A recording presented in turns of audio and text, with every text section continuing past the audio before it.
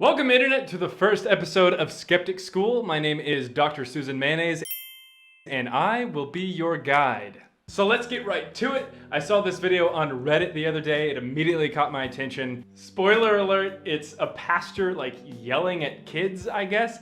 I've only seen the first 15 to 20 seconds of it, but I definitely wanted to share my thoughts on it. I was raised in an evangelical Christian family, so I definitely have seen sermons like this, maybe not as aggressive, but definitely very similar in content, and I'll kind of share a little bit about that later, but let's get right to it. So this is Mark Driscoll. This video here is called How Dare You? Shout out to Callum Storm. Not really sure who that is, but thank you very much for uploading this. It's so frustrating. Some of you guys have been coming here for years. You still got your hands all over your girlfriend. Some of you will be sitting next to your girlfriend or your fiance or your wife. So really quick, you can tell in the background it says marriage and men. For starters, a preacher or a pastor, they can help, they can give you advice, but many preachers who give marriage counseling haven't actually been to any kind of counseling school, and if they have been to a school, lots of times it's not even an accredited school. It's pretty much like just talking to some guy who's super religious, and that's about it. You're not talking to a real psychologist, you're not talking to a real therapist, you're just talking to a preacher, chatting up stuff about your personal life. And if it works for you. You know, it's fine. Sometimes people just need to get stuff off their chest, but in no way does it actually replace real therapy. Some of you guys have already whispered in her ear, I don't want to hear it. We're not talking about this in the car on the way home. Some of you have already whispered in her ear, I'm sorry, I'll do better, trust me. Let's just move on real quickly. I like that guy in the background there that you can hear coughing. He's like, some of you have already whispered in her ear, we're not talking about this shit on the way home. And then you hear somebody in the background. Not talking about this in the car on the way home. Is that me? How dare you? Who in the hell do you think you are? Abusing a woman, neglecting a woman, being a coward, a fool, being like your father, Adam. Oh, this guy believes in the whole Garden of Eden thing. He believes that Adam is somehow, we're descendants of Adam. I was like, he's got some unresolved issues with his father, whose name is Adam, apparently. Who do you think you are? You're just a man. You're not an impressive man. You're not a responsible man. Man! You're not a noble man. Man! You're not a respectable man. Man! You're not a responsible man in any regard. Some of you right now, you guys will get all angry. Oh, how dare he yell at me? How dare he treat me like a piece of shit? You, it's you. I didn't name you. He did. Who's he? Oh, God. Okay. You change now, little boy. Whoa. You put your pants on, you get a job, you grow up, and maybe one day you can love a woman. Okay. All right. Lot to unpack there. First off, who says I'm naked? Secondly, who gives a fuck if I'm naked? Thirdly, am I living with her and she's fine with me being naked? Isn't that more just a we thing? Why do I have to wear pants? This is 2021, bitch. There's plenty of work from home opportunities. Why do I have to wear pants? Sir, this is a Wendy's. I don't know how often he does this, but I would not put up with one time, much less a year of screaming at his entire church. So is he angry people are having sex in general? Or is he angry that there are men out there who don't have jobs, who are lazy and not supporting their wives and apparently don't like wearing pants, and they're capable of having sex while he has to go to work and put his hair up into a little, singular spike? Why do I have to wear pants? Shame on you. And shame on you if you say you're a Christian. And shame on you if you've been attending Mars Hill. And shame on you if you've been surrounded by good men and have pursued none of them. Shame on you if you've been surrounded by good men and pursued none of them. Shame on you. You call yourself a Christian. You call yourself a heterosexual, and you've pursued none of the men that I have surrounded you with. They are What is wrong with these men? Tell me what's wrong with these men and why you haven't pursued them. Shame on you. You guys are a joke. You guys are a joke. I don't even know why I show up. I don't even know why I show up. Pass the offering plate over here. Yeah, I don't know why I show up. I don't know why I do this. And you use all of that anger you have toward me right now to repent. You do business with God. What? He's not the one yelling at me. He's not the one telling me to put on pants. We're going to do something we've never done. We're going to pass the plate. You can give your tithes and offerings. I just called it. I just fucking called it.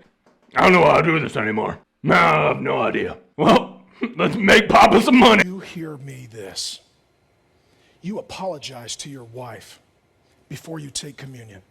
Corinthians says if you don't, you'll drink judgment on yourself. God might even kill you right here to make an example of you.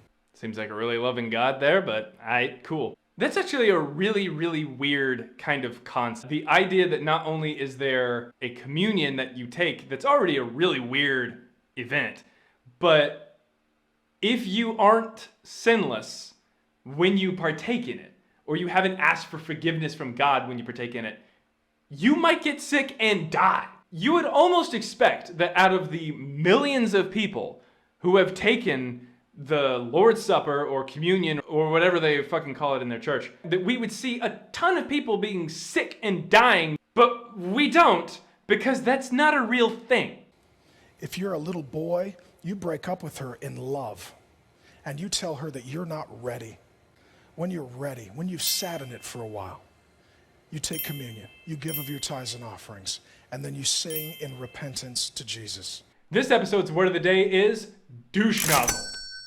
So like I said earlier, although the screaming is obviously really weird, I'm no stranger to the concept of like the true love waits kind of idea, the preaching abstinence in specific kind of style. You should be having sex.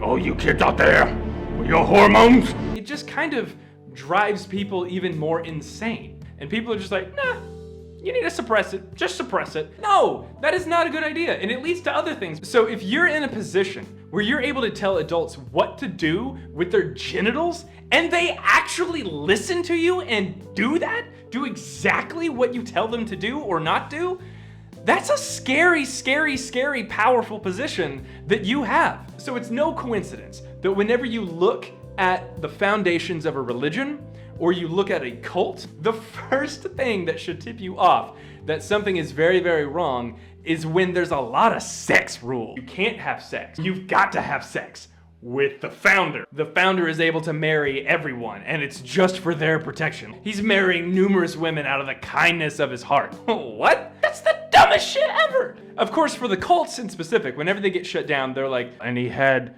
10 wives that he kept. And the people watching this on the news or later on the Netflix documentary are just like, oh my God, why didn't they see? Who would lead their daughter or their girlfriend or their friend or their mother or their sister knowing that this leader was gonna probably want to have sex with them?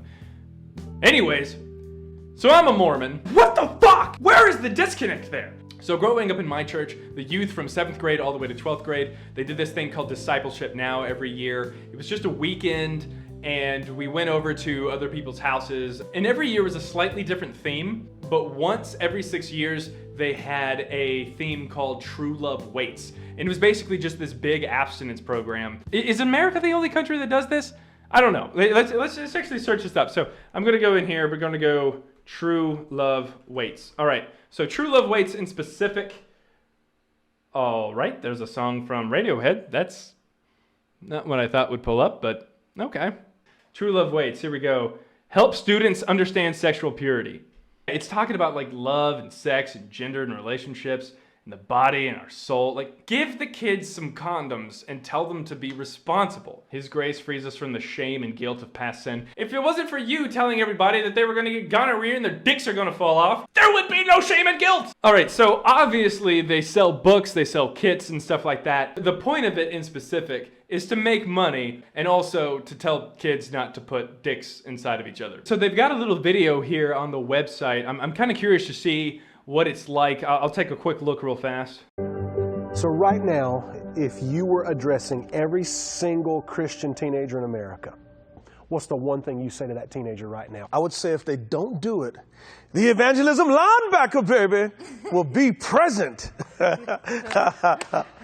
your closet, under In your bed. closet, under your bed. So I'm starting to notice a trend here where there's a hyper-masculinity in the opposite direction of the stereotypical hyper-masculinity. So instead of being like, yeah, I have sex with everybody, these people are like, yeah, I have sex with nobody. And it's like, both of you are fucking dumb. But that being said, please live your life and don't worry about what some Christian douche nozzle like Mark Driscoll screams into your mind. And that's been it for the first episode of Skeptic School. Again, my name is Dr. Susan Mayonnaise. Thank you so much for watching. I hope you liked it. I hope you subscribe. Leave a comment or shoot me a message over on Twitter or on Facebook. Give me some feedback. Let me know if you want more videos like this. Let me know if you don't. A lot of videos in specific that I post will probably be religious based because obviously it means something to me. It means something to the rest of the world. I think it's a pretty important topic, but we'll also talk about politics and some other random bullshit. So let me know. Thank you very much for watching. Have a good day.